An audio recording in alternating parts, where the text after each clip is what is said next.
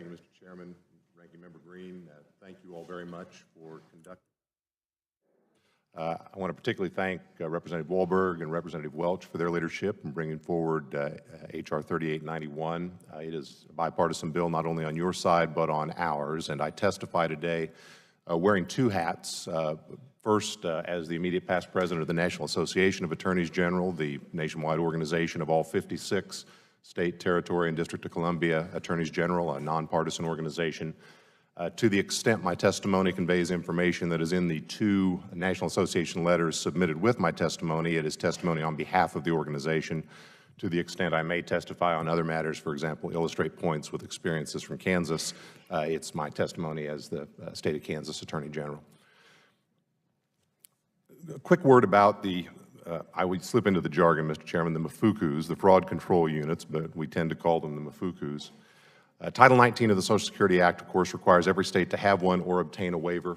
49 states, North Dakota being the exception, have a MFUCU, as does the District of Columbia. None of the territories does, so there are 50 of them statewide or nationwide.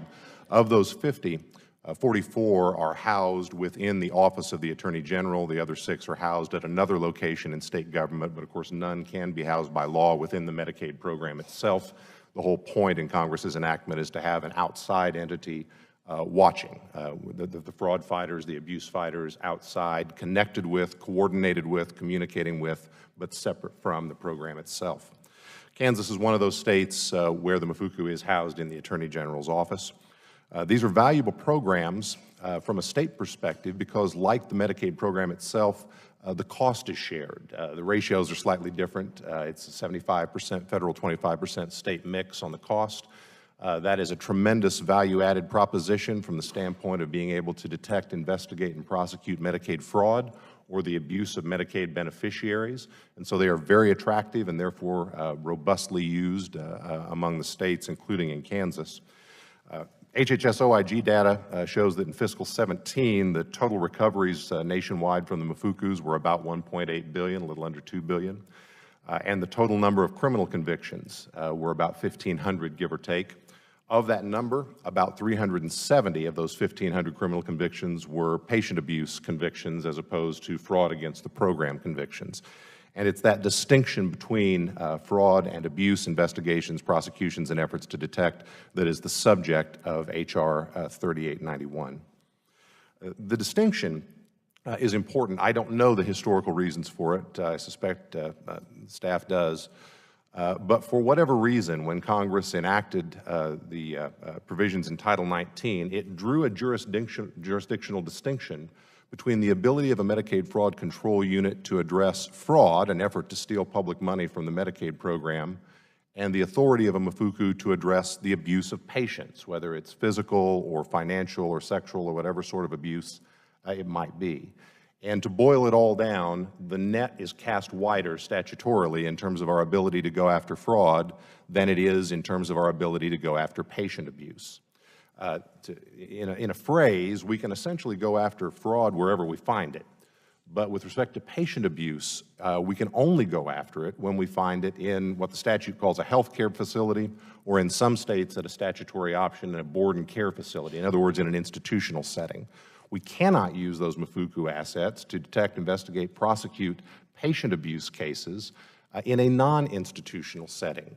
And obviously, when you lay that alongside the tremendous growth in HCBS services, home health care delivery services outside of an institution, that disconnect, the problem with that becomes obvious. So consider, for example,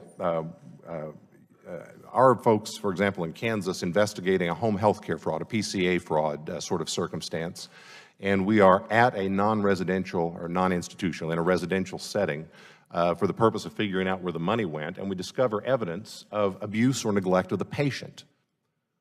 We can no longer use those MFUCU assets to pursue the investigation or prosecution of the patient abuse or neglect, even though we can continue to pursue the investigation and prosecution of the financial fraud. We don't think that makes any sense. And that is precisely what H.R. 3891 is designed to collapse, to allow us the broader scope with respect to both. You know, this is not just an academic point. In my written testimony, I highlight some cases from Kansas where we have prosecuted serious physical or other abuse against patients in an institutional setting. We have cases where we have not been able to proceed because we're in a non-institutional setting. We functionally, in Kansas at least, we go beg, borrow, and plead for a local police department to please take up the cause, or a local prosecutor, and we just don't think that makes any sense from a policy standpoint in today's healthcare delivery methods. So we would encourage the enactment of H.R. 3891, both as our association and as myself. I'd be delighted to answer any questions, and I would just end where I started. From our vantage point, like you, most of our members, not all of our members, but most of our members are elected officials. We are Republicans, Democrats, and sometimes other, and there is no daylight on this issue among our members. The first of the two letters that reflect NAG policy had 38 signers. It was led by Attorney General Jepsen from Connecticut and myself, a Democrat and a Republican. The second had 49 of our 56 members, and remember, there are only 50 Mafukus. 49 signed on, and it was led by Attorney General Jepsen, myself, Attorney General Donovan from Vermont, a Democrat from Vermont, and Attorney General Hunter, a Republican from Oklahoma. So we are all behind this, and we're grateful for your time. Great.